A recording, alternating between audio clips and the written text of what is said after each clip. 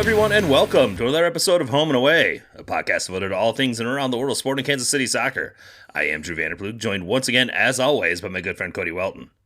This week on the podcast, we are back a day early again, thanks to your boys' work schedule. And we have a wonderful 2-2 draw at home in the friendly confines of Sporting Park, as Sporting Kansas City looked fairly competent.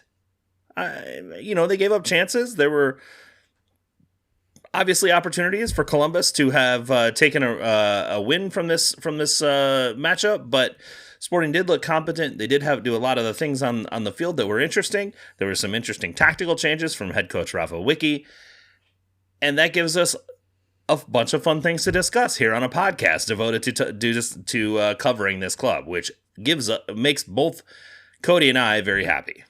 We enjoy having new and interesting things to discuss when it comes to this team, and I think there were several. So let's get straight into that conversation. The pre-match graphic that was provided to Nate Bukaty and Devin Kerr was a 4-3-3. The Tim Robinson meme. You sure about that?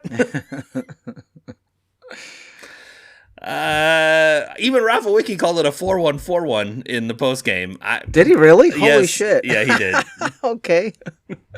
I honestly I can see how he would say that. And I have thoughts about that, but we'll save those. I think that when we get to tactical corner, we'll really break down the setup here. But formations, when they're given in pregame setups, are typically talking about the defensive shape of the team. That's usually what it means. Offensive shapes are never what they show on the graphic. It's more defensive shapes that you show there, and this was not a 4-3-3. No. A 5-2-3 is probably being really generous. It was really more of a 5-3-2. Yep. To be completely honest. And I thought... What was the main reason for that, do you think?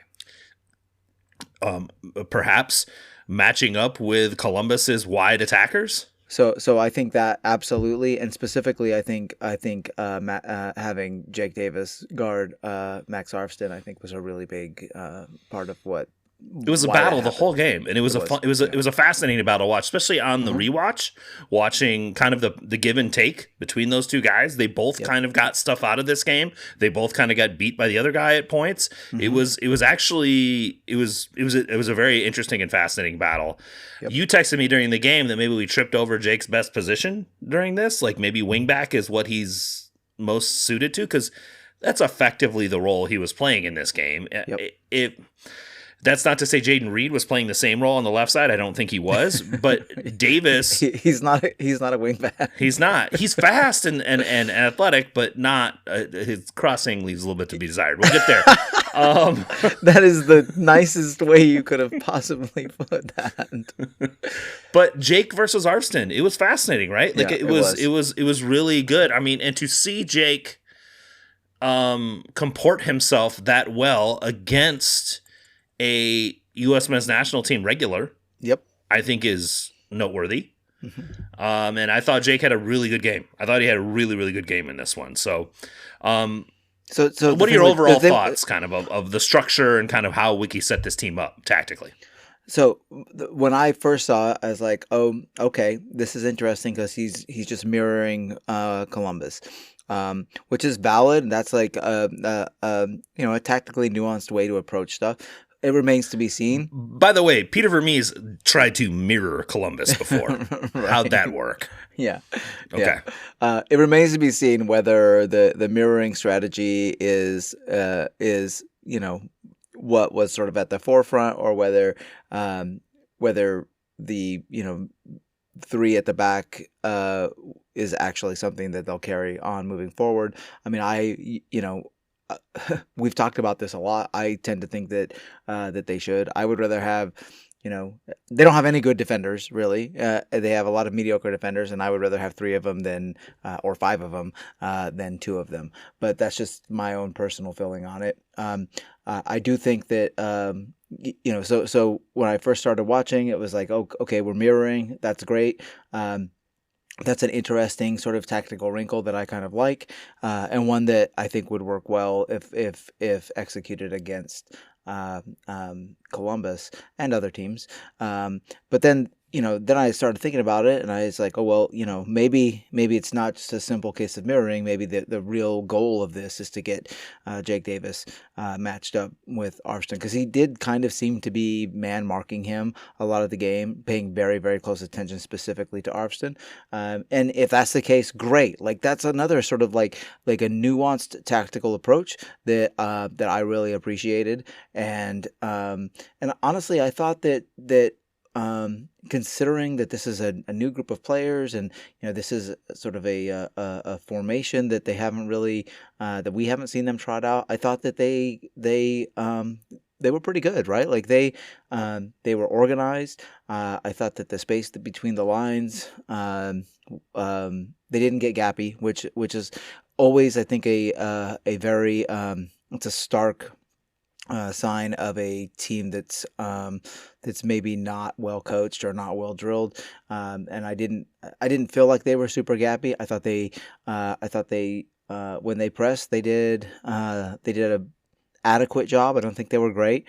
I thought that when they attacked, I thought they were direct. I thought the idea was obviously to get Harris out isolated in that left half space, and I thought that was really good. And I honestly, like, I have a very difficult apology and mea culpa to make, because I mean this was a great game for Shapi Suleymanov, and he didn't score any goals, or he didn't fill up the stat sheet, but he was active and engaged, and tracking back defensively, making tackles, winning the ball, and doing things that really make him seem like he's an additive part of the team, and not a negative. And that is good coaching, right? Like to see a player who doesn't normally play like that position, and have that sort of role, to slot him into that role, and then to see that player thrive. That is good coaching, because that means that Wiki saw a way that he could take what he had in Shapi Suleymanov, and leverage that into a useful player on the pitch. And that is, I made my feelings about Shapi well known last week, and I think that's a pretty big ask, and I thought that Wiki did a really good job with it, and to Shapi's credit, I thought Shapi stepped up, and he was good. Like he was an additive, a positive addition on the field, and that's not something that we say a lot. And so I look forward to him proving that he can do it consistently, of course. But overall, I think the returns were really good. I thought that compared to last week, I thought that almost every player I can think of had a better game than they did last week, and that is a good sign. And so it made me hopeful. That the atmosphere in the stadium was fantastic.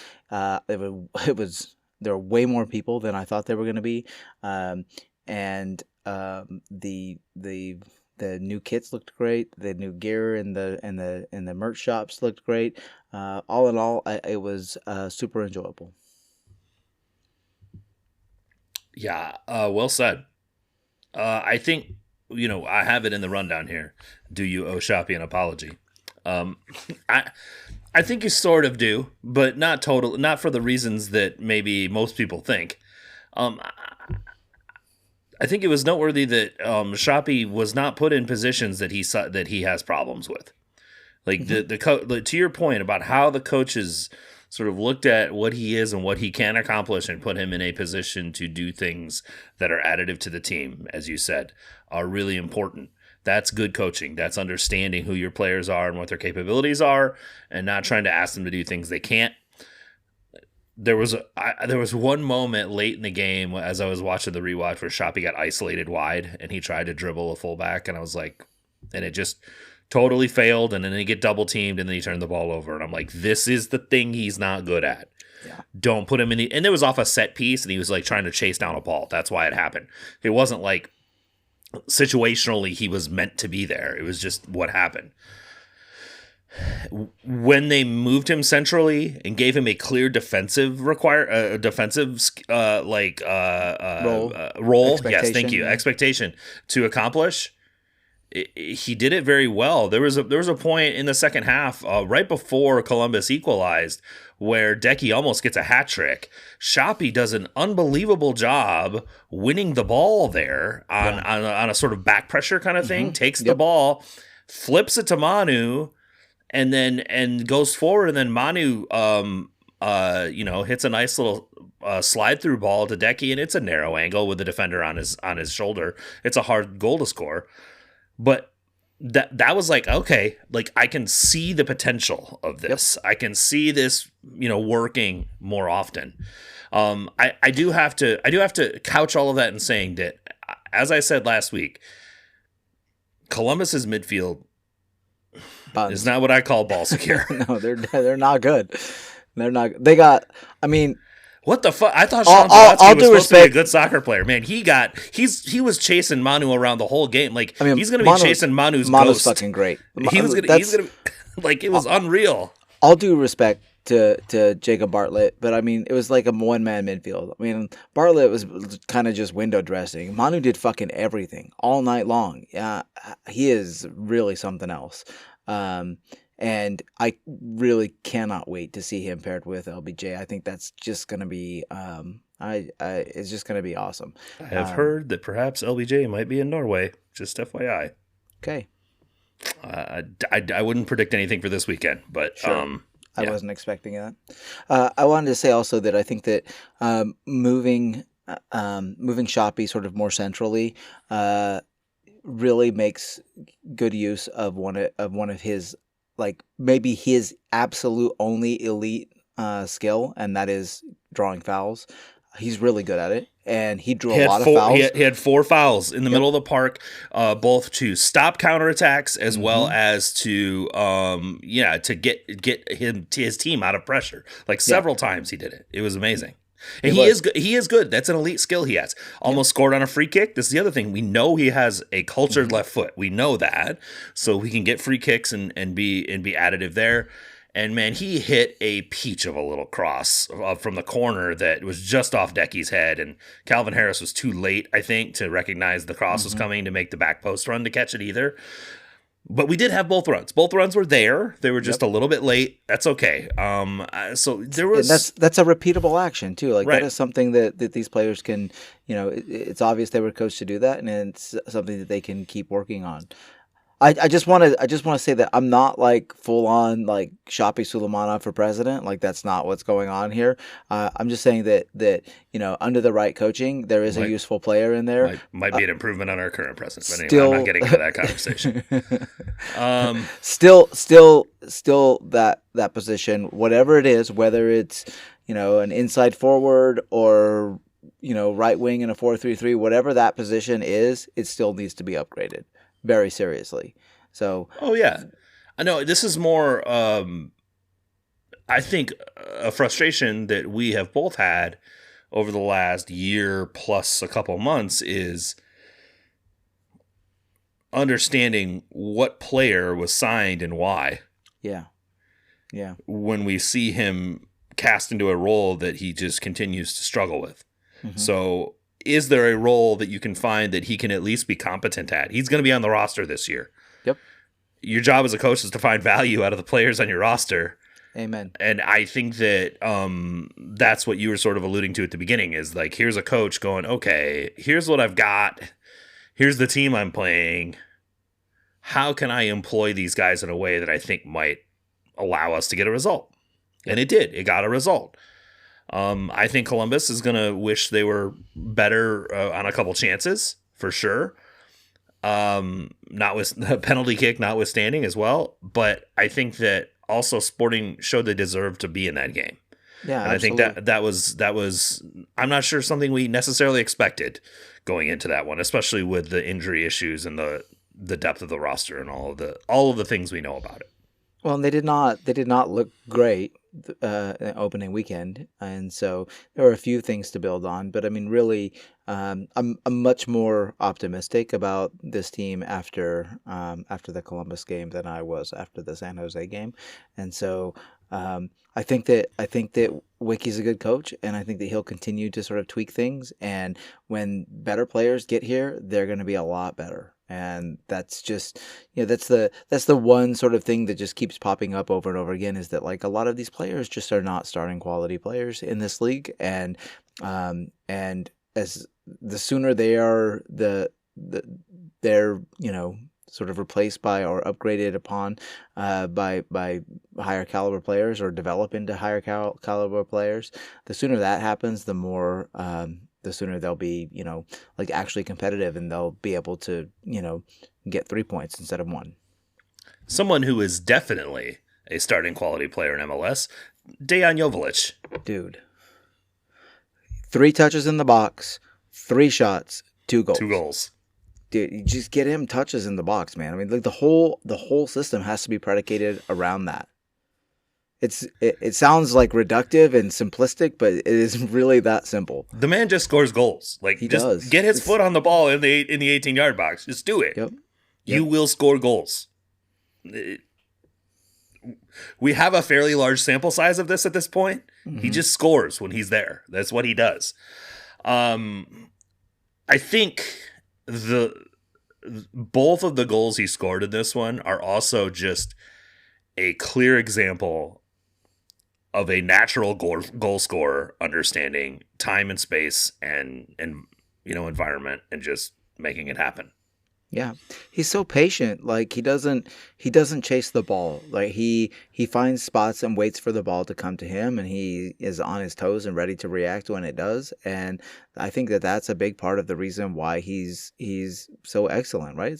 It's a big part of the reason why someone like Chris Wondolowski was excellent. Like he wasn't a plus, in all the physical traits, but it's being able to navigate space and to find pockets that are useful, and then to be ready when the opportunity comes. And Decky does all those things.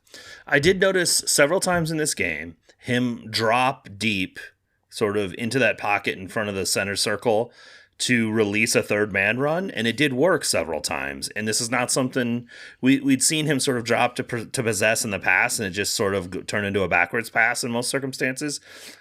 I feel like Wiki's starting to get some patterns in here where here's when you drop in to receive so you can release the next runner, and then those runs are actually happening. Like that was the key thing. Yes. Is those channel runs to either side of him are actually happening when he drops. Like his teammates are recognizing as he drops and the ball goes to him to make that run that goes along with it. And I think that is really the issue that Sporting had in the past. When Polito would do this, or when Joveljic would do this, there was no corresponding run that was going along with the movement. And we were starting to see that. I saw that a couple times in this game.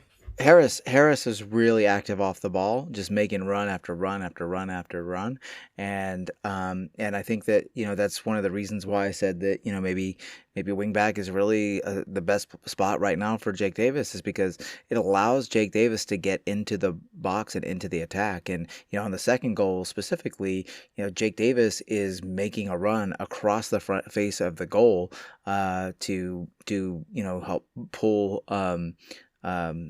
defenders away and make space, and that is a wingback who's doing that job, and that's a lot, right, to expect. But Jake Davis has the engine to do it. He's the right player to ask to make that move, right? Right. I don't think you do that of any player in that role, but I think Jake is the right player to ask to do that, because he also understands his defensive responsibilities and how quickly he needs to return based on the game state or where the ball is. So I think you can give that responsibility to him.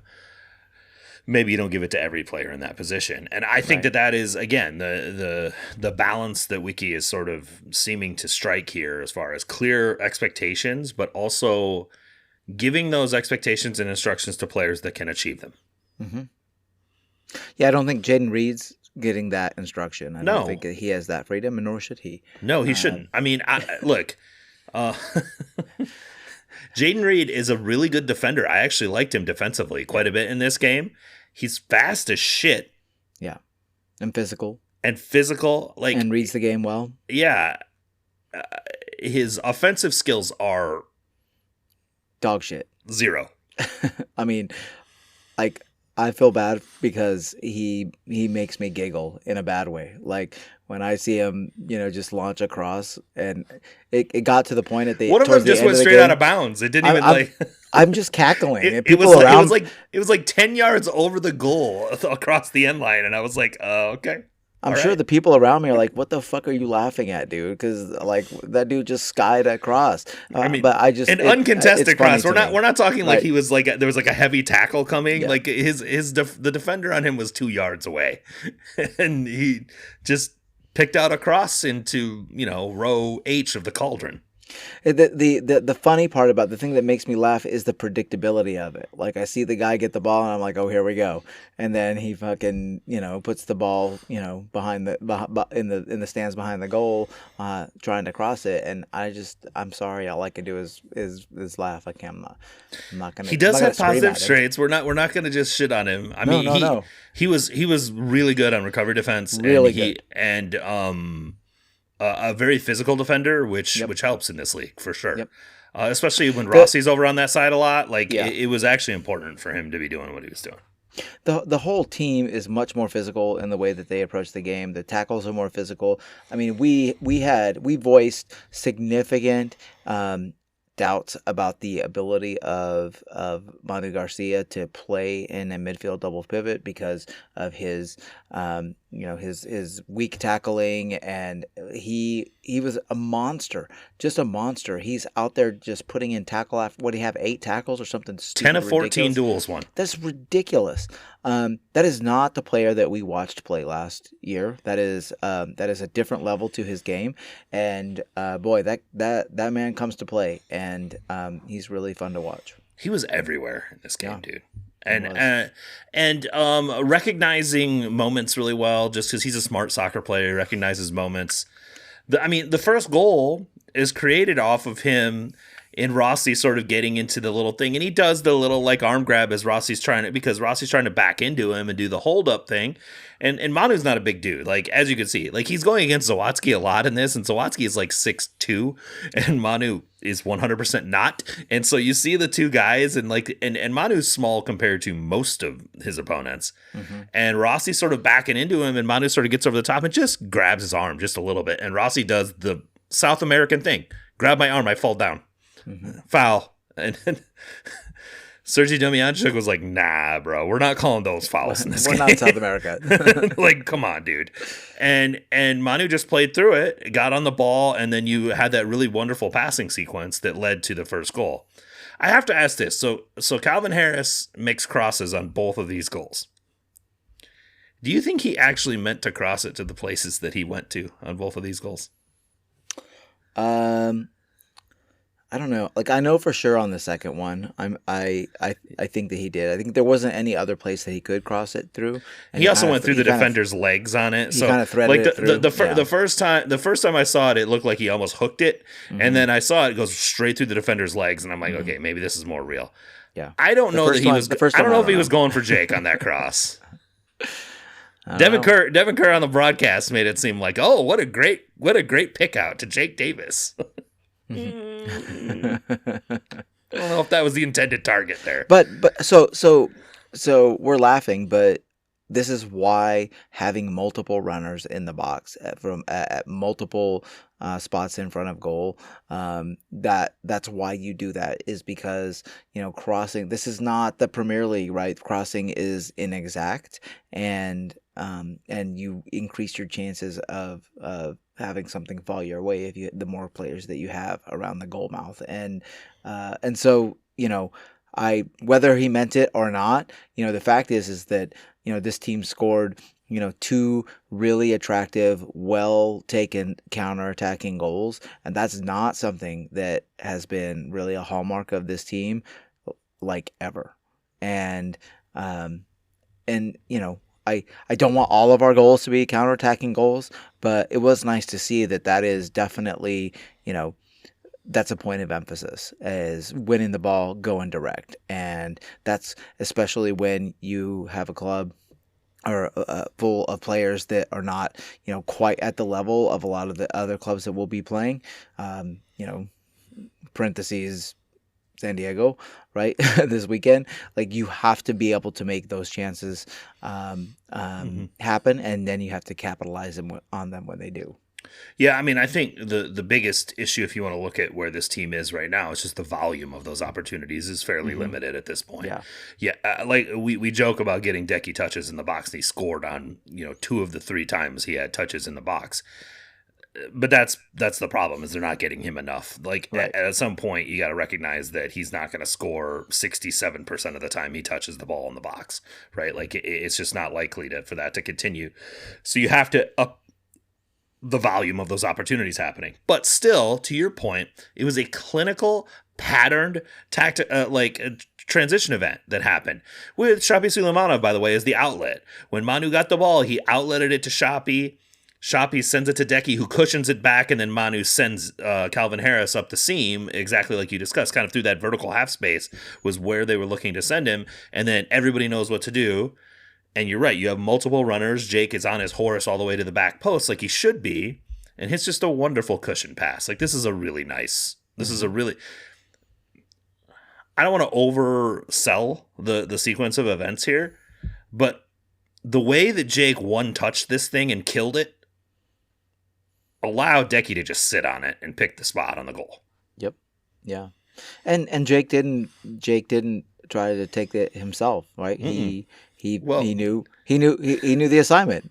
Find Decky in the box. You better fucking know. If Dejan Joveljic is wide open at the freaking penalty spot, that's where you send the ball every time.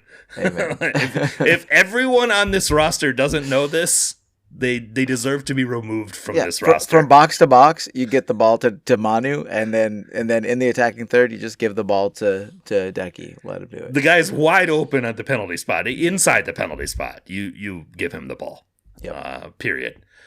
But yeah, you're right. It was really nice. And then on the whole sequence on the second goal, Shapi's the one that actually drags back to the cutback zone that Harris hits him at. And yeah, it's a block shot that then kind of falls nicely, and Joveljic. But again, those are the things that happen when you create chaos, right? When you make the defense scramble, you find opportunities that are high quality. That is how you score soccer goals. It's not by ticky-tackying your way through 14 dudes and just, eventually the perfect pass goes into the goal. It's by making the defense disorganized. That is how you find the highest quality chances. And they did it on both of these goals, which is great. There was a moment that was not great. And it was, it's going to be the when playing it out of the back goes wrong of the week, for sure. I'm not suggesting that Sporting should stop playing it out of the back. I'm just saying this is a really bad choice by Pulskamp in this circumstance. Yeah, but I know, like, on Who Scored specifically, they dinged Bartlett for that. Like, they said it was his misplay that caused the goal. And so I don't really agree with that. I think that's just how Opta does shit. Yeah, like, I know. Whatever. That's a are you watching the games? You're just reading the stats. Right. Sort of part of this conversation. Pulskamp is not. There were plenty of reasons to ding Bartlett in this game. You didn't have to do it for this one, for sure. Right. There were plenty of other ones, but this is just a bad decision by Pulskamp. It was. Abu Ali's doing the sort of diagonal cover shadow run to go to press him.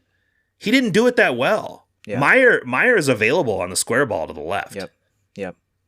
That's true. John's got to pick his head up and recognize that going to the middle there is a bad idea. Well, and Devin Kerr's going on and on about boot it long. No, you don't have to boot it long. You can go left here. And he had done that before. Just a few minutes earlier, he had same kind of scenario, but he looped the ball up over the top of the that presser in the half space to find whether it was Meyer or whether it was Reed, but that he had already done that, and so I think maybe he just got a little bit overconfident and maybe wasn't quite paying attention. I'm not that worried about it, honestly. Like I don't. I think that I think in the moment, it felt more bigger than it probably is in reality. Right. In the moment, it was like John can't do this. Like, this is a problem. And then you watch another 60 minutes of soccer and you go, oh no, he's fine. He rebounded really well. He had I think a pretty strong game overall. And the saved penalty, sure, that was not expected and that was pretty great. But like otherwise, pretty telegraphed penalty, but yeah, it was and softly taken and not tucked in the corner. Like, but if he went the wrong way, it would have been a goal. Right. So he went the right way and made the save, and that's great. But I think that he. Like that's the point, is like how do you react to that situation? That's what Wiki said after the game. Sometimes you're going to make the wrong choice. It's going to happen in soccer. Like, you're going to make mistakes. It's how do you react to those mistakes? How did the team react to those mistakes? The team reacted pretty well to it as well. They really didn't. It wasn't like against San Jose. And Dom Kinnear said this in his interview with the Shades of Blue. He's like, we ran into a pothole and got stuck in it, right? And I think that they didn't have that problem here. A bad thing happened. It happened. They just went back to playing their game. And I say that by saying, it's like, I do think that the team is being instructed to play centrally out of high pressure. They're trying to use central midfielders as to get past the first line of pressure. And because I saw Pulskamp make another central pass in a similar circumstance, it wasn't near as tight. Like, the pressure wasn't all the way up at the top of the 18-yard box, but it was closing, and he played through it centrally again. So I do think that is a pattern that they're trying to run, and it just, at that point, I think it goes back to Wiki's comments about making the right choice at the right time. We need the guys to start recognizing these better and go, okay, this is not the time to make this choice. Yeah. You either go to the left where you do have a pass to an open center back, because the center backs flared wide there and tried to give him an option, and he didn't take either one. And that is what they're supposed to do there. When that pressure comes in, they're supposed to give him wide options that limit that at least allow them to maintain control. And so it's just like making the right choice. And yeah, I mean, no one's going to make 100% of the right choices in a game. It's just kind of how it goes. It's just, unfortunately, it's super high leverage when he does it here. Well, I really think that having LBJ in the midfield is going to make a really big difference. Like, that's a veteran defensive midfielder who knows what to do, right? He knows, and he, you would think, is a player who will communicate that, and so that, I think, will help a lot of those problems. Columbus's goal kick pressure is not going to freak him out, right? Like, no. he's just going to go. He's okay. going to be fine. Yeah, and I want to point out too that, like, it's only 2 games into the season, but John Pulskamp has a higher FOTMOB rating this season than Andre Blake, Roman Berkey, Patrick Schulte, Dane St. Clair. So, it's not terrible. Not yet. I mean, small sample size. Small sample size. The smallest of sample sizes. But I put Manu's radar from ASA up on the Discord, and it is the smallest of sample sizes. But I put it up because it looks fucking amazing. It's like the whole thing. Yeah. It's basically like a circle, except in the shots part of it. The non-penalty XG is 0. Right? He's taking 0 shots. Everything else on the circle, it's like Pac-Man. Is basically what it looks like. We expect. I expect the shots thing to kind of change too. Like once LBJ gets in the midfield, I would not be surprised if those attacking numbers got juiced a little bit. I don't think that Manu is ever going to be a big time goal scorer, but I would love to be proven wrong. I don't know that that's his game. It's not. I mean, if he scores some goals, that's fine. But like, I don't. We're talking. He's going to move forward marginally, right? Like it's not like he's going to all of a sudden become, So let's discuss that. I don't. Do you really think he's going to move like up the field? I think he's just not going to be receiving the ball in front of the 18-yard box anymore. I totally agree with you. Unless there's a change in shape, because right now we don't know. Like we don't know. We don't know. We know that Wiki likes to play out of the back. We know that Wiki likes to overload the midfield. We know that Wiki likes to at least with this iteration of the squad, focus on attacking direct, and using counterattacking.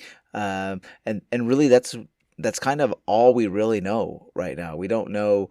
We don't know what other sort of like principles of play he really gravitates towards, or what he'll prioritize once he has a full squad of starting level players. So who knows? Everything's on the table. Like a formation change back to a 4-3-3 with a 3-man midfield. I could see that.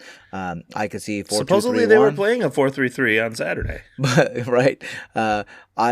All I know is I liked what I saw on Saturday, and I think that really makes sense with the players that are on this squad right now. LBJ is not a defender, and so I don't know that him coming in is really going to change that equation for me personally, because I really liked the 3-man back line. I really liked Bartlow. I'm not crazy about Meyer, but I really liked Bartlow. I saw a lot of good things from Ian James as well, and so okay. He's 17, dude. He does some good things, he does some bad things. He's a very aggressive defender. Like, I will give him that. He's waltzing into the midfield, putting pressure on. I like that. I think he needs to understand that he is literally larger than every other player on the field.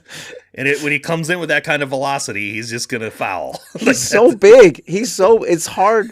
I can't wrap my mind around the fact that he is as old as he is sometimes. He's such a large human being. It's like, holy crap.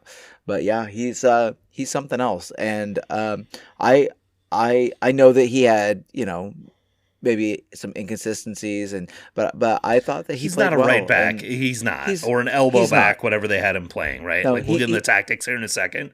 But I think that he can develop into that right center back in a back three. If that's what they stick to, and he plays that all season, by the end of the season, he's going to be killing it. I agree. Promise. I think his decision making was poor in some circumstances, which is to be expected of a 17-and-a-half-year-old kid playing a position against a real professional team and just having 17-year-old boys are some of the dumbest creatures on the planet. And so how old's your son? 22? He's pretty fucking dumb. He just turned 21, and we took him out for cocktails and fancy cocktails and everything last week because it was his birthday. So I mean, he thinks Timo Werner is the best soccer player in the world. So I mean, like, you could tell he's one of those people. It's always super hard to discern, to differentiate what is like his actual opinion and what is just him trolling, because he's an excellent he's troll, a real life troll. Yeah, he trolls in real life. It's not online. He just does it in real life. Ian, but you're right. Like, expecting a 17-and-a-half-year-old kid to process all of this at the level that happens in MLS, and you can say whatever you want about the quality of the league, it's way above 17-and-a-half-year-olds for the most part, as far as like the speed of what's happening, unless you're in New York or New Jersey. Can I just mention that really quickly? That goal that was scored from Los Santos to Mehmeti to Julian Hall. Yeah. The combined age of all of those players is less than my own. That's 3 fucking players combining for a goal, and their combined age is less than mine. So, did you just like want to walk into the ocean at that point? Just like, it's over. Like, why am I even here anymore? I mean, like, I'm happy for him and happy for the status of soccer in this country and the future of the U.S. men's national team. But well, no, Adri Mehmeti though is real. Like, this is a real. He's 16, really dude. It's absurd how good he is. He's really good. It's really. I liked. You gushed about him so much last week, and I saw some of the highlights. Mm-hmm. I watched the game this week. Oh, Jesus Christ! Like, how is this guy 16? First of all, he's Ian James sized. Yeah, he looks like a man. Secondly, he's like, his soccer brain is absurd. Like, it's unreal how well he sees and reads the game. Like, when you see him from a distance, you're like, oh, that's a big dude. And then the camera pans in close to him. You see like the pimple face, and you're like, dude, you're like 12. What the fuck? It's Oh, not. God. I mean, from a U.S. men's national team perspective, it's great. Like It is. It is really wonderful. It's wonderful. Yeah. And good on Michael Bradley for enabling these guys too, and Sure. like putting them in positions to be successful as well. It's a big deal. I think you're right. I think, with time, Ian James could potentially like work into this role if it's something that Wiki decides he wants to stick with. Who knows if he wants to stick with it or not? I think Ian James can just as easily be a standard right center back and a back four as well. Yeah, like totally I'm fine agree. with either one of those. He just needs to play more. Like he's going to get better the more he plays. It's just kind of the way that it works. Well, and I wonder how much if Reynolds is not injured. I wonder if that changes things if they just stick to a standard, 4-man back line. Then it's just we're so early in Wiki's tenure that it's really hard to tell, what his sort of patterns of play and his outlook on the game is. I think the patterns are fairly. I think I'm seeing a lot of replicable patterns. Poor choice of words. Like I'm mostly thinking of like his game model, his preferred shape. That sort I don't of think thing. he has one. He's said this live before. Yeah, he's not as concerned about the shape as much as he is. Drew. Coaches say that. Like every coach has one. Like every coach has their sort of ideal. He shifted from a 2-man midfield to a 3-man midfield in this game. That was really the big change, wasn't it? Like he put 3 men in the midfield and put Jake Davis in a sort of winger / wingback role a la Pochettino. Yeah. Which was mainly to shade Arvston. Like but also, Jake Davis had license to play in the midfield. Especially but he also rotated with James sometimes too. James would get high and he would get deep. James was up throwing in crosses. What the fuck? It wasn't that great either. No, it was better than as good of a cross as No. you'd expect a 17-and-a-half-year-old center back playing right back would hit. It was better than it was closer to the target than Jaden Reed's, but that's like we're talking about a chasm in the margins there. Yeah, but center backs doing that is some Wilfred Nancy Columbus shit. Like that is ridiculous stuff, and that is not something that really we've seen Sporting Kansas City center backs ever do. So. Yeah, I think if you want Ian James to be a 17-year-old Steven Moreira, he's got a little ways to go in that regard. Just a minute. But it was fun to see different stuff. It was fun to see them trying things that were kind of interesting without losing their shape. Like that, I think that's the key thing that I noted, and it's in the tactical corner stuff. Is the team defense was so much better than I remember. Right, like they were much better, and we'll get into the details of that here in a second. You brought up Wyatt Meyer. I don't know. He's kind of like Jaden Reed. Like he does some things in the game. I'm like, oh, okay. I didn't know he was, he's good at that. And then he does some other things. His long ball distribution is pretty good. And better than Bartlow's. Yeah, better than Bartlow's. Well, he would hit guys at their feet from 40 yards on just a quick flick left footer.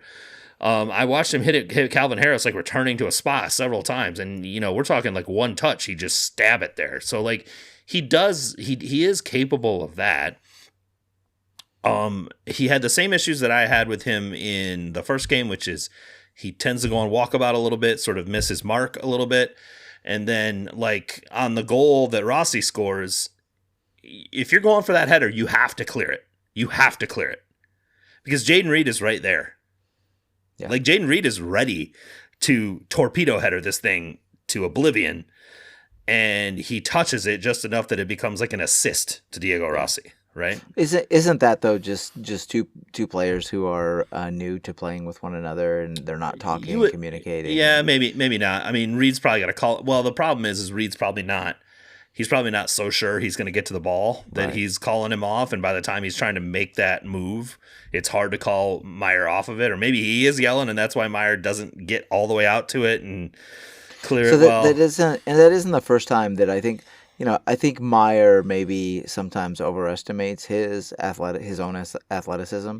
I don't think he can jump as high as he thought he could. I don't think he's as fast as he thinks he could. And so, when he goes on walkabout and gets caught upfield, he does not have the recovery speed to make up for it. And I think that he needs to do a better job of recognizing his own limitations. And Look, a low rent American Fantas. Is that what you're trying to tell me? He is not fleet of foot. He's not. Yeah.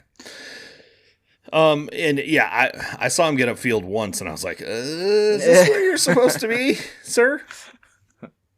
I mean, the benefit of playing out of a back three for the most part in this game is that when he does that, there are still two center backs back, and like you said, Bartlow, I thought had a great game. I was very impressed with his play in this game. Now, granted, it's a one-game sample size, and who knows if this type of play is going to continue for him, but I was left wondering, okay, well, why did it take this long to sign him? Why was he the last trialist that we signed? Because, I mean, the difference between him and Reed and Meyer is significant, in my opinion. I mean, it might be as simple as he was, waiting to see who would give him the best deal. And, because he wanted, and it might not even be money wise, it might just be playing time or whatever. I mean, maybe you never know. He might have had opportunities to go be a backup someplace, and he didn't want that. And so he came here because with the promise of more playing time. He's been on trial with us the whole time. Like, do you think there were a ton of people calling while he's on trial with Kansas City? Well, no, but if you're in his position, like why sign a contract before you absolutely have to? Why not give yourself the biggest benefit? Who knows, right? Maybe a team gets an injury on their back line and they make a phone call. I do think that's where the compensation related part of this conversation sort of connects to each other, right? Yeah. I do think it is highly likely he is making more money than Jaden Reed and Wyatt Meyer. I also think that a guy that's looking for that type of money also is keeping his options open for teams that need a player of his experience. You look at it, just look at Cincinnati as a perfect example, right? Like they play three center backs, so they need center backs all the time.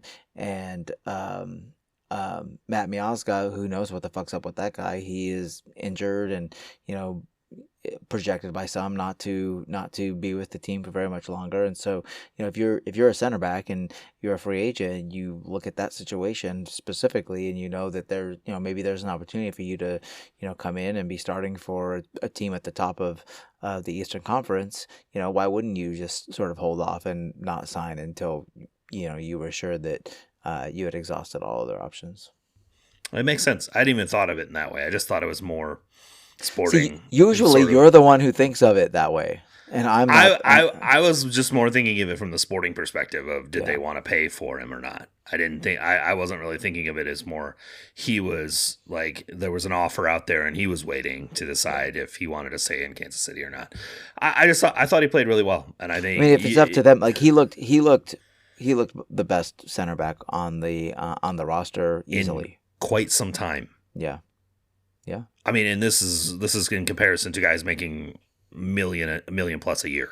Yeah, he was both confident and competent, and that playing that central role of the three center backs makes him kind of the quarterback of that group, and he's marshaling Meyer, who we've already talked about his maybe some more physical limitations, and he's on the other side of him, he's marshaling a 17-year-old kid who, doesn't know what the fuck he's doing half the time. And, when you take all that into account, like, he did a great job. And I was not thrilled with some of his distribution, especially the long passes, but he's not the best distributor. His passing is not great, but all of the like center back things that you need a center back to do, like defending and tackling and positioning, and man, he rides a challenge. Like I remember a couple times Abu Ali drop into the pocket, and they would finally like Sporting in this game. We'll get to here in a second in the tactical corner. They sat in their mid block a fair bit for periods in this game. And I saw a couple times where they finally got a center pass to Abu Ali to sort of hold up. And Bartlow was immediately on his back, pressuring the hell out of him. And a couple times, one really noteworthy time, Manu just came in, took the ball off him, and went the other way. There's just it was a very competent center back performance, like front to back. And actually, when he got injured, I was like, of course, here we go. Like, Yeah. we're finally getting like a center back play center back like a normal. Like, honestly, my biggest issue with this team over the last like 4 years when it comes to our center backs is the fucking meme of like, why can't you just be normal? And the kids in the back screaming. Right. Like, just be normal. I just don't do anything weird. Just So we've reached the part in the podcast where Cody pats himself on the back, because I've been saying for years, just sign domestic center backs, right? If nothing else, just as depth, right? Just why are you paying all this money searching for center backs in Europe and South America? Domestic center backs do this shit all the time. They do it all the time. They just do regular shit. They just do regular defending. They don't fucking do Danny Rosero bicycle kick clearances. They don't do fucking Andreu Fontas trying to be fucking Busquets. It's like, you're a center back. Right. Stop. Right. When you run worse than Busquets. Like, why? Right. Sometimes you just need a dude. You just need a dude who plays hard, does what he needs to do, does the job, and that's reads the ball as it enters the area and makes the correct tackling decision. Yeah. Like, that's all I really fucking want. Like, I really don't need $3.7 million of Miles Robinson. I really don't. Right. Like, that is not what I need. Just a guy who does the job effectively. You know what my favorite defenders in the league is Jackson Reagan. Uh-huh. He's just a good, solid defender. Yeah. His passing is way better than Barlow's, but still, like, he's not like, no one's giving Jackson Reagan a DP deal. Yep, that's true. But he'll play a long and good, very good career in this league. He's like their new Chad Marshall. That's kind of what he is, right? He is, absolutely. And like, that's the thing, is like, Chad Marshall played for several teams in MLS. Probably if MLS had a Hall of Fame, Chad Marshall's 100% in it. Hell yeah. And like, why can't we just have more of those guys? Yep. Right? Like, I don't need I don't need the any of this fancy shit. Oh, look at how he plays out of the back. Fuck off. Defend somebody. Can you just defend somebody? That'd be great. That's really what I care about. If you have other stuff you can do, awesome. But yeah, it was just a reminder of like, hey, look, this guy just knows how to play center back. Like a center back. Playing out of the back can help you score goals, but a lot of dominoes have to fall between the playing out of the back from a center back perspective and the ball going in the net at the other end of the field. And also, when Ian James is your right back, you don't really even care if he can progress up the right side. Like, who cares? Like, we're not running our ball progression up. We're not. Ethan Bartlow to Ian James to Jake Davis. Like, that is not our desired ball progression mechanic. And by the way, that's not the desired ball progression mechanic of this tactical setup anyway. So like, when what he needs to be able to do is find that central midfielder dropping into the pocket as you've pulled the pressure in from the sides, and that leads us to tactical corner this week, which is pass to Manu. That's all you got to do. Oh, Manu's not open. Pass to Jake. Jake's gonna pass it back because Jake doesn't pass forward, and then you pass to Manu. Well, Bartlett, not Jake Davis. Bartlett. You're talking about Jake. That's Bartlett. what I meant, right? Yeah. Bartlett. Yeah. Bart. We got to call him Bart. He's not really Jake. He's Bart. Yeah, but now we have another Bart. We've got the two Barts. Yeah, but Ethan doesn't seem like he goes by Bart. Like, Jake is Jake. Now you've got me calling him that. See, Jacob Bartlett is known as Bart. Like, that is his name. So he's Bart. He's Bart. Let's do it. Yeah, I mean, you can pass it to Bart, but you better know it's coming straight back at you. Yeah. Sometimes that's okay. By the opponent into the goal. Then you pass to Manu. It's just boom. So let's go to tactical corner. Let's talk a little bit about how this team was employed in this game. Like I said, the possession shape was very much a 3-2-5. I think James, of the three center backs, was the most given license to move forward. You would see him sort of do the thing like Miles Robinson has done for the U.S. men's national team, where he kind of gets up to the halfway line as sort of an elbow back, while Davis was 100% more tasked with the wide, high sort of attacking requirements. But for the most part, this is a 3-2-5 build-out shape is what they were using. And very similar to what we've seen, what we saw in the San Jose game and what we saw in preseason. The goal is in some way, like you said, get the ball to Manu in the pocket. Like just get it to Manu in the pocket and he will do the right things. He will either via pulling the pressure from the diagonal sides towards the center so you can play up the middle and break the line into Manu directly, or by pulling the pressure centrally, playing wide and squaring it to Manu. And then there's the third man run, and he could potentially actually, in some circumstances, he goes straight forward into Decky's dropping run, into the vertical run sort of in the channel and in the half space next to him. But it relies on Manu. Manu is the ball progression hub, period, end of story. I wonder why. I wonder why you would do that. Why would they do that? Why would they? Two reasons. A, he's good, really fucking good. And B, nobody else is. So that sums it up. When it comes to moving the ball from box to box, Manu is A, elite, and B, the only one that is really good at it on the team. He's so good. He's really good. He was spectacular in this game, dude. I couldn't stop gushing about him. I made sure to text Joe Lowry about it afterward. I was like, dude, he was cooking. He was cooking this week. And Joe was quick to remind me of how bad Columbus's midfield is. Columbus's midfield is bad. And he took advantage of it. Like you got can to only see beat the people you play against. That's it. You got to a slightly different scenario this weekend. Slightly different. Yeah, and this weekend's going to be rough. We'll talk about that in a minute. But I was so. What did you think of just this choice, this tactical choice of shape, and like we talked a little bit about using Jake as a mirror to Max Arston, which I think was a really good choice. I think if there was a single player that you would use in that circumstance, Jake is a really good choice on this roster to do that.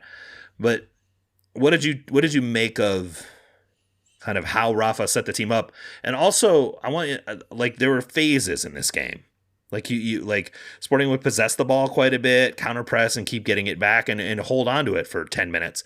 And then they would not have it for 10 minutes and really sort of set in a fairly patient mid block and just wait for their opportunities there. So what did you make of kind of how those choices were made and how the team executed in those moments?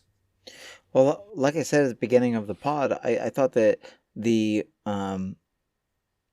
way that the team was set up was really pragmatic, and it made really good use of the players that are available, right? And that's it sounds silly to say that, but I mean, we've seen in the past, the square pegs and round holes just to fit everybody into like a very sort of static and locked in game model that didn't fluctuate a lot, and so this I think was a lot more fluid, a lot more dynamic, and I think that it conscious choices were made to limit the things that Columbus does really well, and to limit the influence of their best players, and that's Rossi and Armston. Well, and Abu Ali still got his shots off in this one, and he's a real player, man. He is, and he should have probably scored 2 or 3 goals, honestly. So well, I don't know what the fuck's wrong with Daniel Kostok, but Jesus, like he missed the whole goal from 6 yards away, dude. He looked really bad. Yeah. Jesus, they're paying him DP money. I mean, can you imagine having him? I mean, I know we're mad about Shapi. Can you imagine having Gazdag as a DP right now? Yeah, yikes, that's rough. Ooh. So yeah, I thought that they were set up really well, and it's just a really sort of a lot of times the term pragmatic in soccer takes on like a sort of negative connotation, like you're playing against the ball and blah blah blah blah blah. But when I say pragmatic, I mean like a really practical way of doing things, right? Like you're coming up with a formation and with a style and system of play that focuses on your players' positive attributes and covers up their negative attributes or things that they don't do as well. And so in that aspect, I thought it was really great. And it doesn't hurt that that's kind of the setup that we saw is a setup that you and I have been clamoring for a long time. And so, I'm not gonna lie, I feel a little bit vindicated that they looked like competent playing that way, and that a lot of the players that you might have predicted to have good games and look good did that. They had good games and they looked good because they were in put in positions to succeed. And so I really just from the outset, like I was really into what was going on.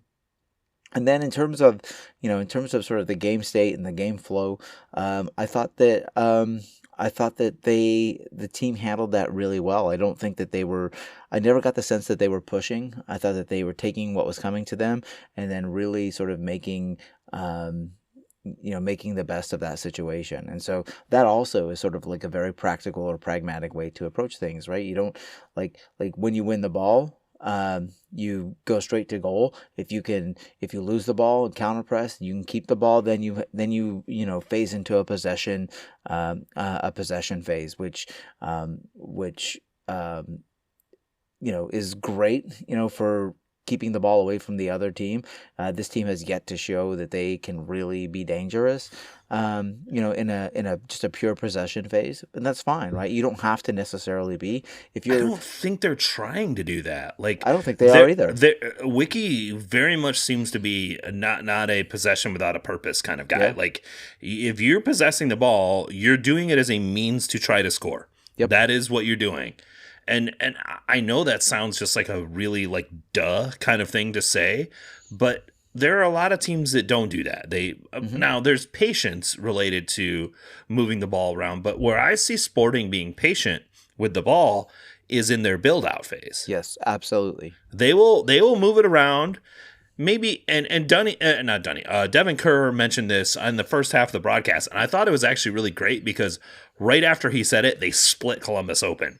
But they were really, really sort of methodical, moving the ball from side to side, waiting for the moment to do something. And Devin Kerr sort of discussed, he's like, I'd like to see some of these passes move faster, right? If you move the pass faster, you can get into open space quicker, and you can. Yep. And he's not wrong. Like, the statement he was making is not wrong. These guys were taking trap, touch, pass. Like, that's a little too slow.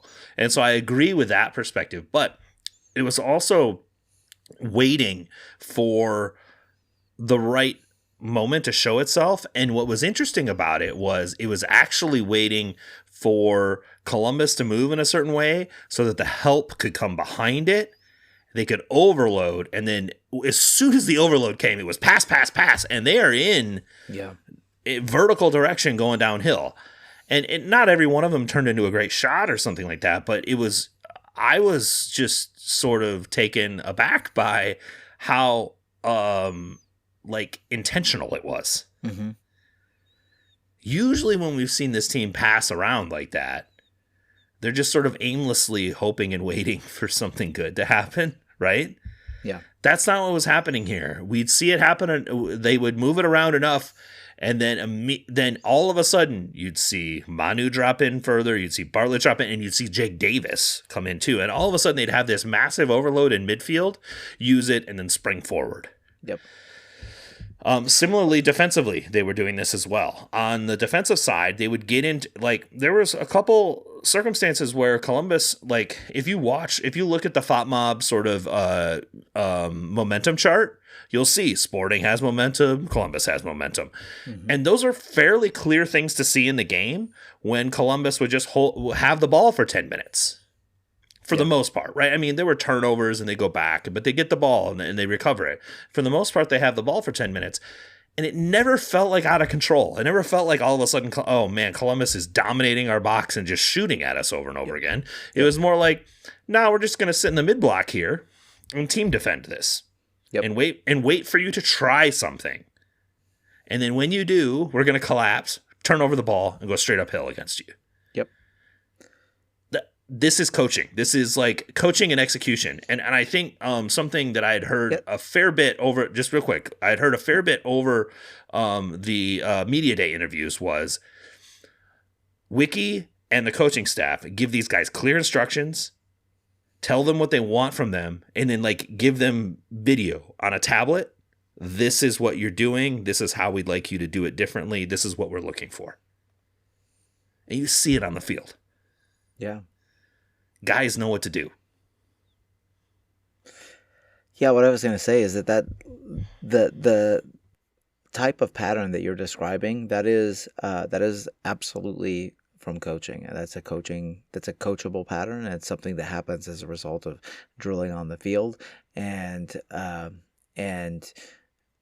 when you play, especially against a team that presses like Columbus does, and like frankly, just about every team nowadays is going to press like that.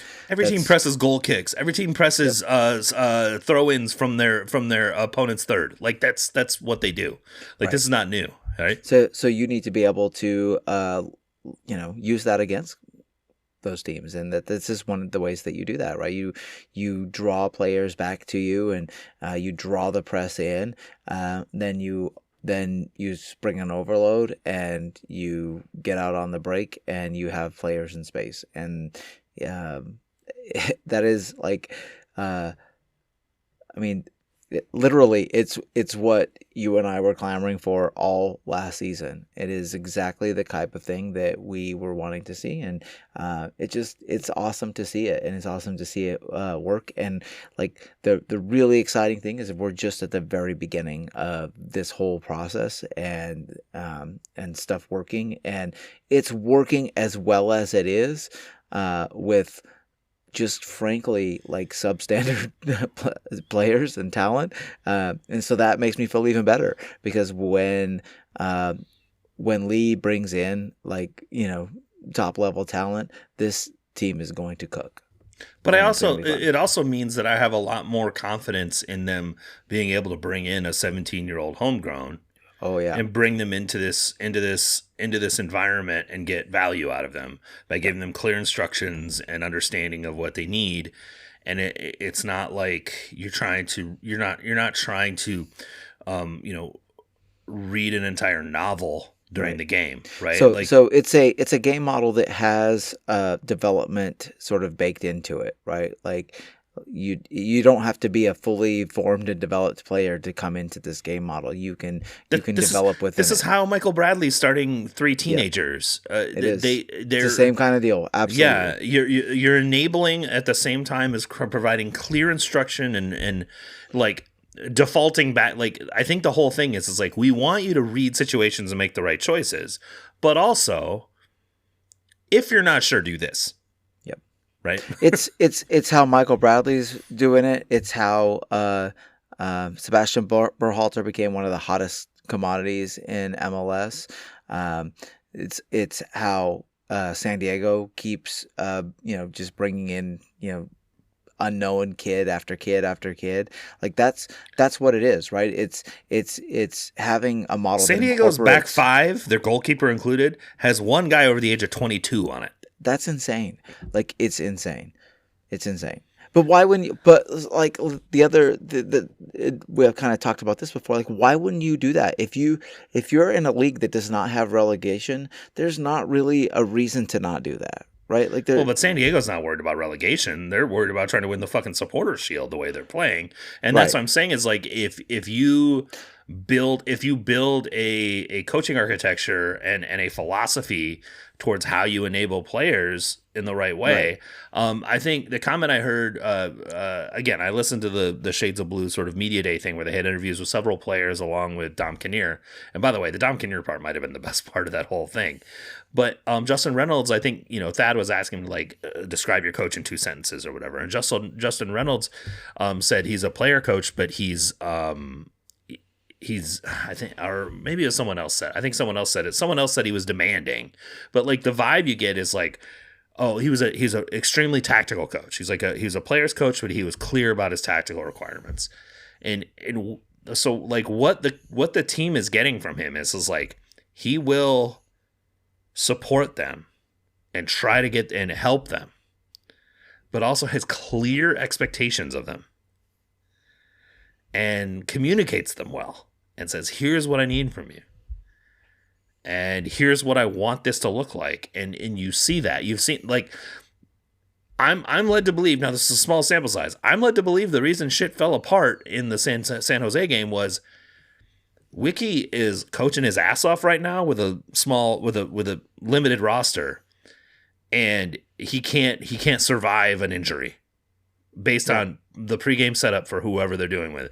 Yep. He has to go into every game with an obscenely detailed plan for how everyone's going to play in order for them to get a result. Like, that is where this roster is right now. Yep. 12 months from now it might be a different situation. And so when Reynolds gets injured, they didn't have a really good stopgap plan for how to deal with that. And they sort of had to come up with it on the fly. And they'd already scored 3 goals and shit kind of went sideways at that point. He came in with a really defined plan for how he was going to play Columbus this week. And I'm sure he's going to have one specifically for San Diego next week or on Saturday. And that's just a different thing that, I mean, don't get me wrong. I have discussed and heard discussions from like the coaching staff or the sporting staff, the sporting staff, not Sporting Kansas City, but the sporting side of the club about game plans for games. And I know they had specific game plans under Vermees. Like, I know they did. I know that they had ideas that they were trying to accomplish. There's something to be said for the fact that the execution over the last couple of years wasn't this good. It wasn't this crisp. And it's just a different style, right? Mm-hmm. And it's also like it's a different makeup of the roster. Like you said, it's a lot younger players. It's not, you don't have sort of the big money, sort of high personality guys around. So it's a little bit different in that regard as well. And I also would say that the DPs on this team are dudes. They're just soccer dudes, right? Yep. They're like, what do we got to do? Let's go, right? Yep. Which helps. But it is just, I'm trying to say this in a way that doesn't seem like I'm shitting on people who did this previously. It's just nice to like look at competence in player performance and in execution of a tactical idea. So I agree with everything you're saying, but I'll also say, like, it's a modern approach, and it is, I think that the previous regime sort of stagnated a little bit, and I think that, a lot of their, the way that they approach things was maybe a little bit outdated because, as we discussed before, there wasn't a lot of influx of new ideas in the coaching staff. There wasn't really a lot of influx of new ideas in terms of players. And in that, when we talked about, how we would go about building a club when we did that episode, that's one of the reasons why I integrated like a, I don't know, I think I said like a 20% roster churn every year or something. And like, that's why, right? It's because you have to have a constant influx of new ideas and new energy to keep things fresh. Because if you don't, it literally gets stale and your ideas don't hit anymore and shit kind of falls apart. And so, I think that it's really great that we have a coach who's a very modern coach in the way that he approaches the game and in the way that he prepares, the tactics and the players. And so I'm dreading San Diego, but I'm also really excited to see what kind of new ideas, because I'm absolutely certain there's going to be things that we haven't seen before on the field this weekend. And so like, it's exciting. It's exciting as as someone who has followed this club very closely and who was, I think, intimately aware of everything that was going on the pitch during the Vermees years. And, things did get very stale and predictable. And even when they were still winning, like, I think that things were pretty predictable. And this is not that. This is something that's very different. And it's, like I said, it's exciting. It's interesting, and I can't wait to see what comes next. For the first time in a long time, you can go into a game expecting to see something new, excited to see something new, and like have some sort of like positive sort of outlook on where this is going. Yeah, what formation do you expect them to run out on Saturday? Who the fuck knows? Like, I'm not sure. Who knows? I mean, to Wiki's point, I'm not sure it matters that much, to be completely. I mean, it does when the roles are what the roles are and how they're supposed to execute them. But they're still going to do the same things, right? They're still going to run these sort of outward in patterns or through the center patterns to progress the ball. They're still going to be patient in their mid block and really collapse the center and make you go wide.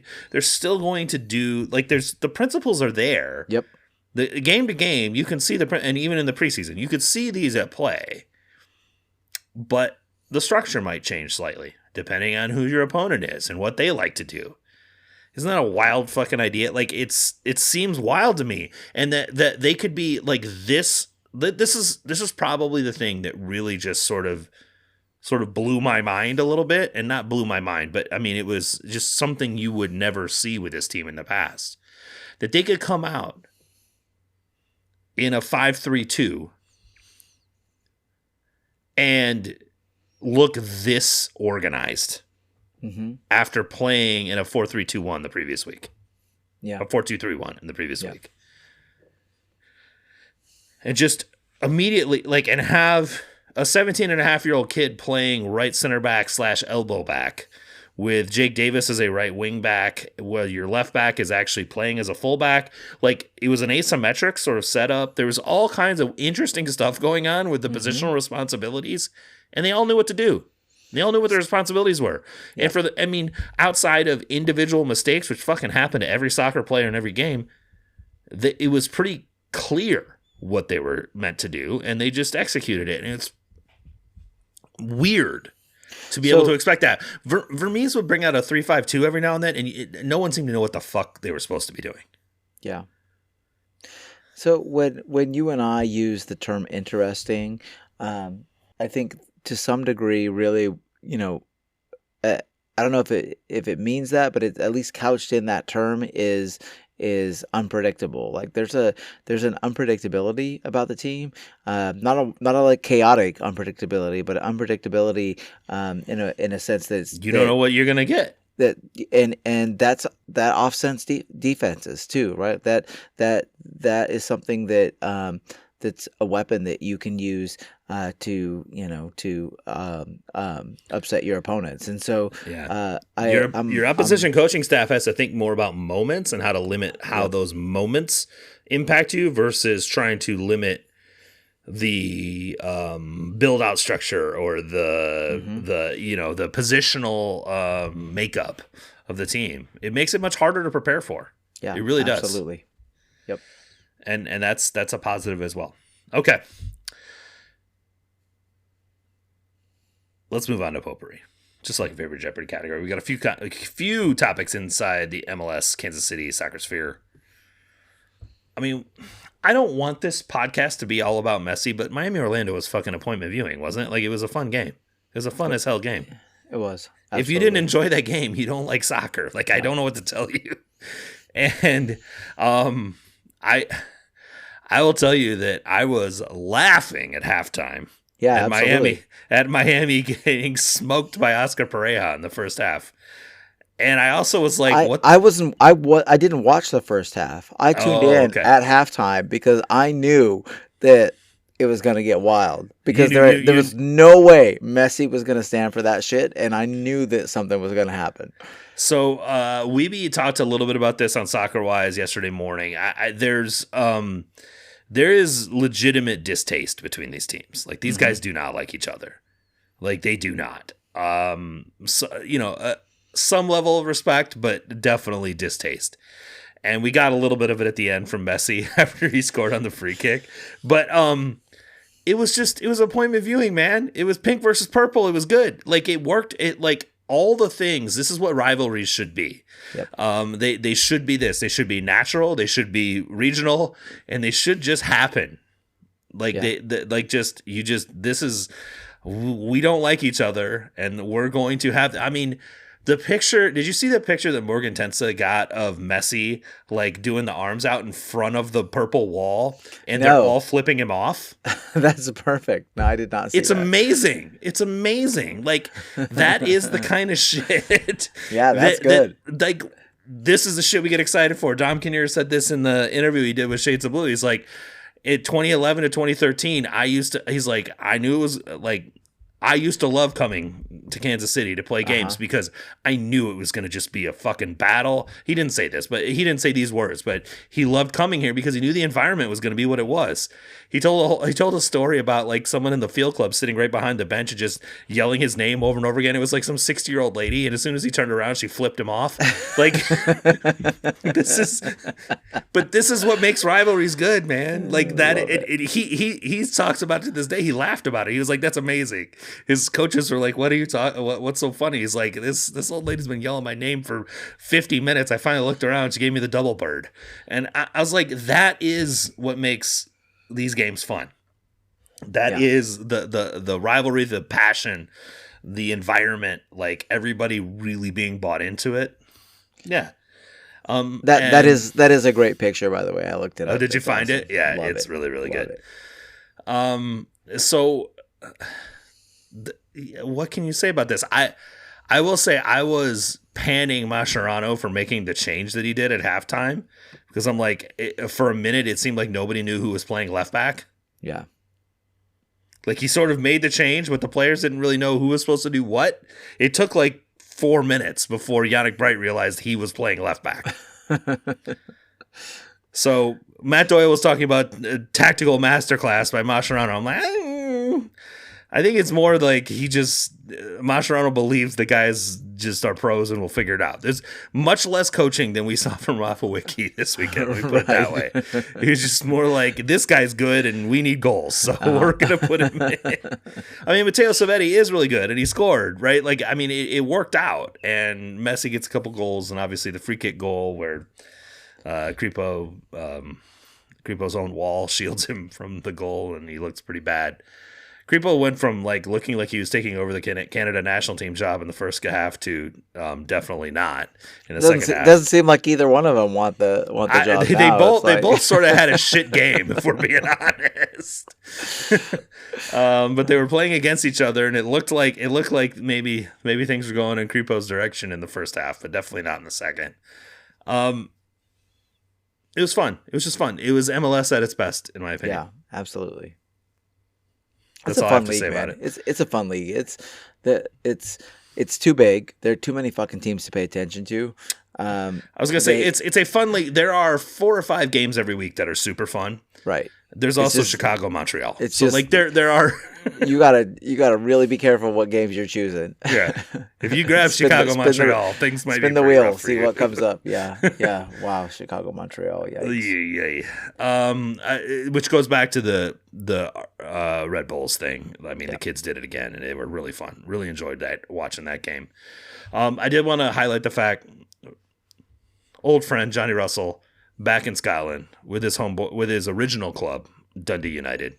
Well, not his original club, but his original like first division club that he played for as a pro. Dundee United, and getting a little swan song there. He did actually appear for a couple minutes today in their win over St. Mirren. So good for Johnny. I think it's like a really kind of a good way to sort of cap off his career. Absolutely.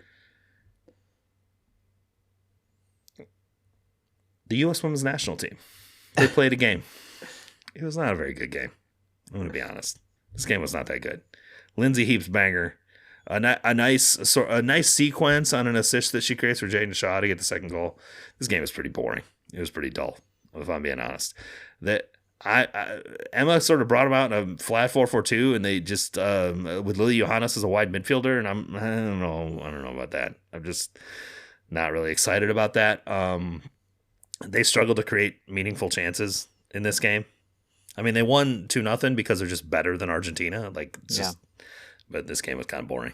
I mean, I'm glad they won, but I mean, maybe Emma's just trying shit, just kind of like mixing up a little bit, see what works. When you can just throw some shit out there, and then she made subs and totally changed the shape. Yeah. In mid game, and when you can do that and still win 2-0. I guess, I mean, that's good for you. I mean, I do appreciate the fact that she recognizes that these are opportunities for her to try shit. And so she's trying it and she's seeing how it works. And It's just like everything other than the World Cup and the Olympics is a friendly, basically, and you can just try shit and get things situated, and then, that's the nice part about, being one of the best teams in the world is that you can do that and get away with it. Although they did got against Portugal in one of those matches in the fall. So, I mean, and I think she has discussed how they've sort of learned from that experience as well. What do you think of the new current jerseys? I mean, they're fine. That's kind of what I think too. They're fine. I think they've done a good job, like making all 3 kits look good with the teal socks. Have you noticed that? Like they have the same sort of socks that go with all of them.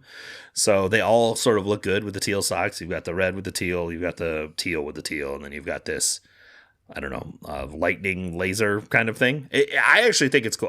It's I will lightning. say It's a storm. Okay. It looks really good on Temwa. Temwa made it look good. Yeah, she does. I mean, Temwa makes most things look good, but I mean, yeah, she looked really good in the kit. I can't imagine wearing that shit in like an afternoon game in July or August. It's gonna be boiling. Especially if you're over on that on the sun side of the stadium. Boy, yikes! when our steward of capital won't postpone the game for the heat index, good luck.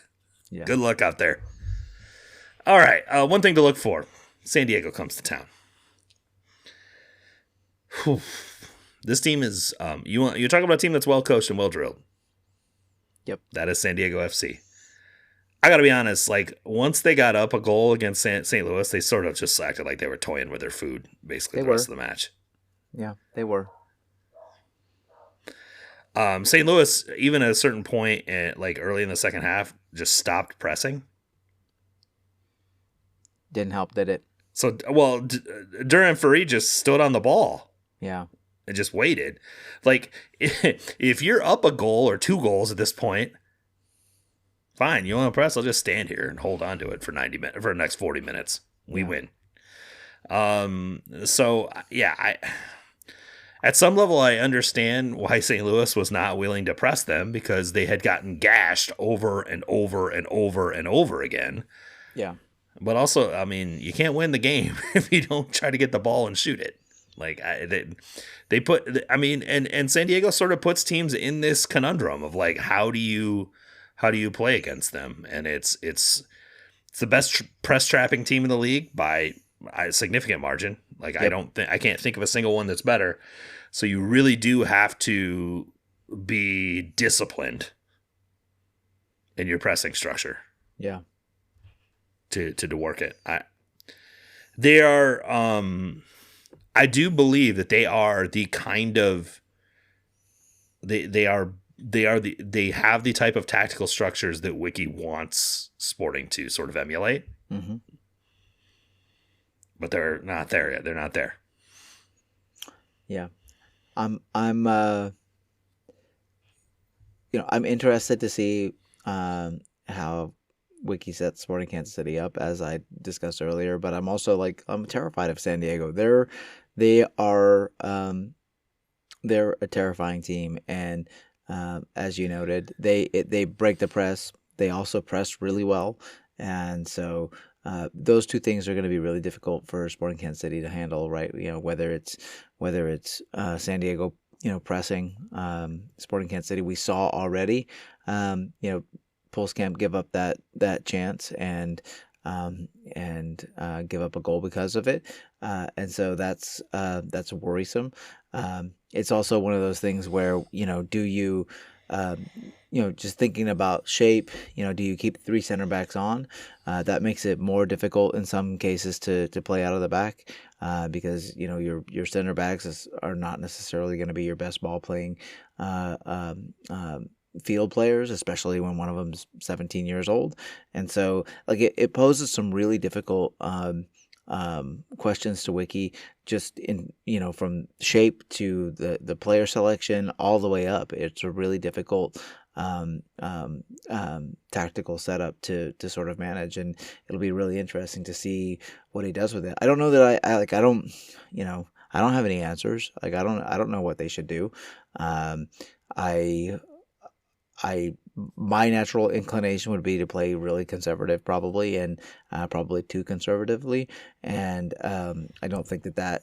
I don't think that's going to work. I don't think it will work at all. I think Dreyer is way too good, and I think that Dude, he's so good. That San Diego is way too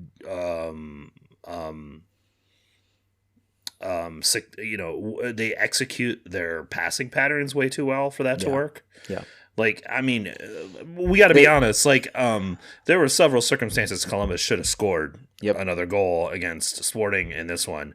There was and Arston hits that peach of a cross that Pulskamp sort of scrambles and Rossi just hits off the post. Yep. There's the one where Gazdag completely misses the goal from 6 yards away. There's the header that Abu Ali gets off an absolute peach of a cross from Arston that just totally misses the frame. It's not like Sporting didn't give up chances in this game outside of the penalty. Like, they did.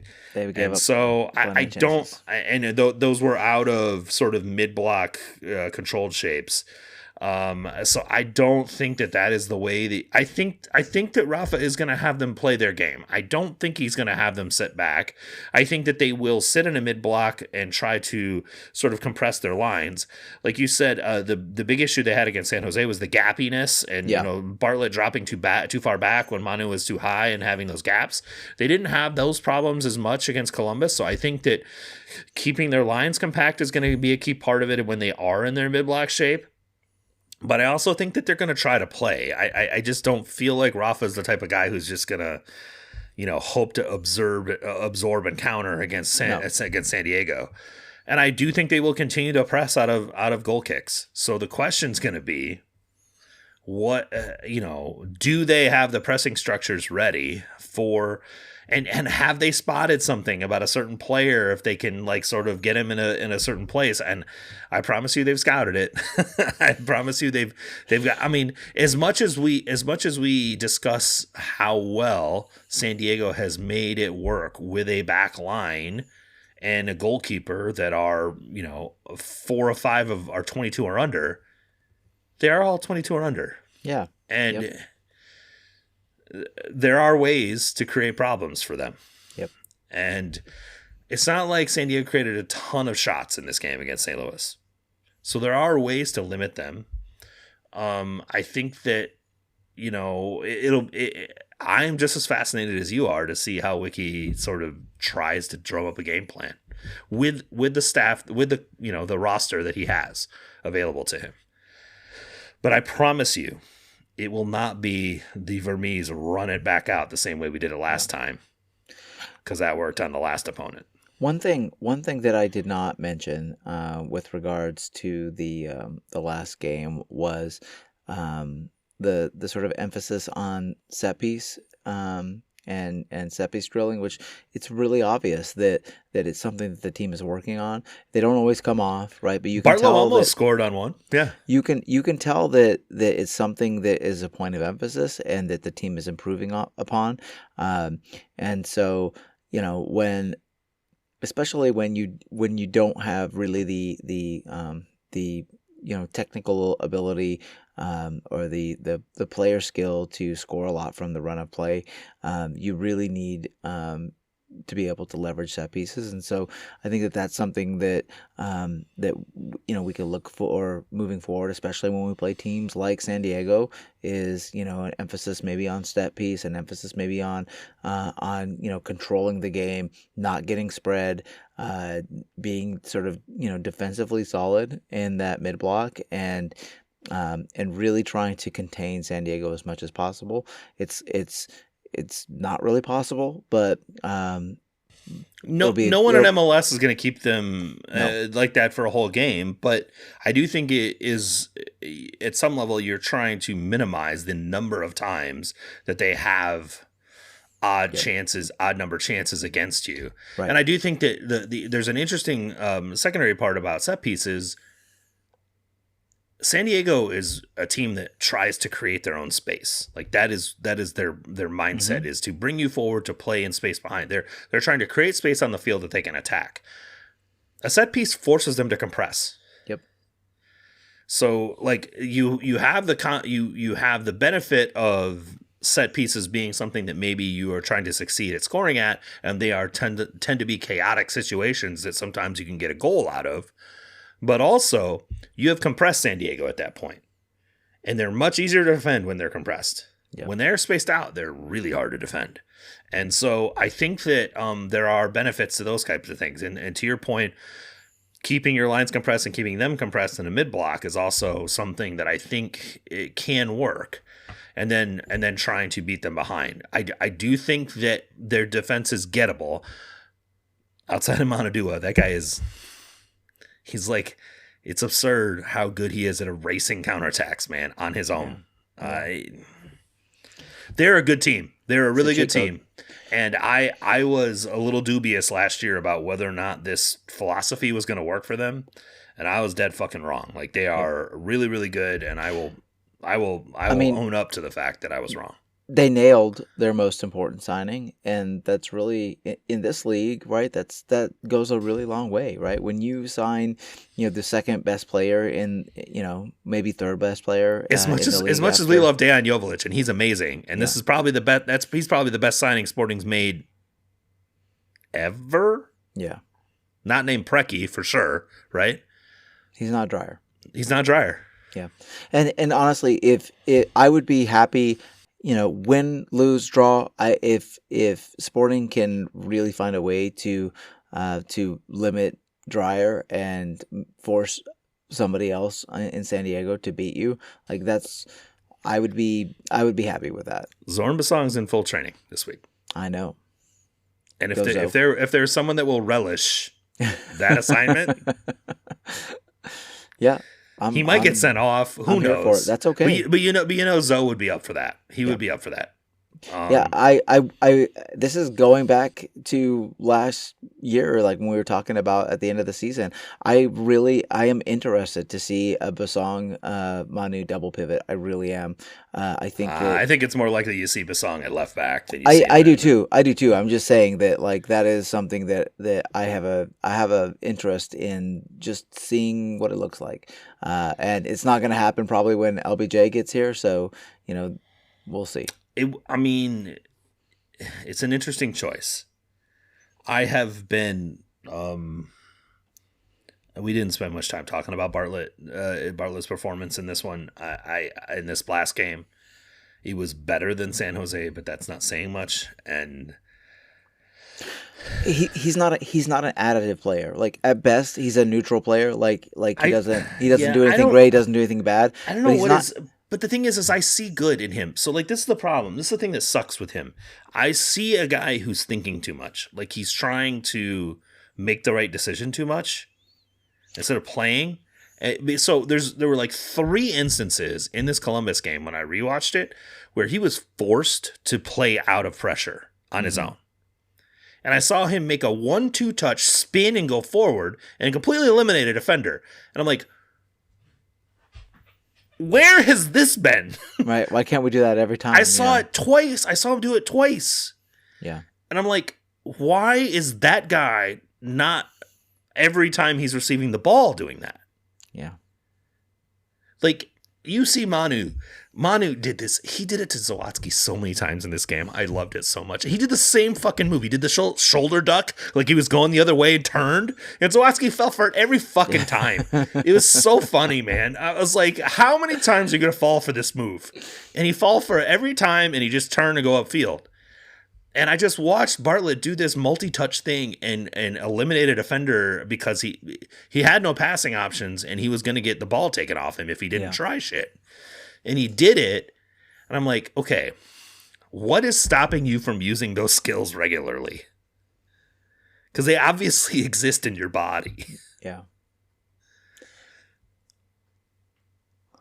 I just, like, for me, he's not a good enough progressive passer, and he's not a good enough tackler and ball winner. And so that kind of neuters him at that position, in my opinion. I would love it if he would develop, some other, either those skills or some other skills that make him more of an asset. Do you think Zorn Bazong is a good ball progressing passer from that position? No, but that dude will put in a fucking tackle. I know that. That's a fact. And like that, that's nothing to sneeze at, right? Like if you've got Manu also in there doing the things that Manu did this last game, and you just put somebody in who's more of a pure ball winner, who just win the ball, give it to Manu, win the ball, give it to Manu.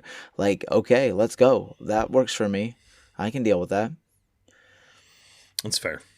I don't know. I don't know if we'll see that or not. No, I don't think we'll see it, but I mean, if you use Jaden Rees purely as a defensive fullback, maybe. That's what he is. Well, no, but that's what I'm saying. It's like, I mean, yeah.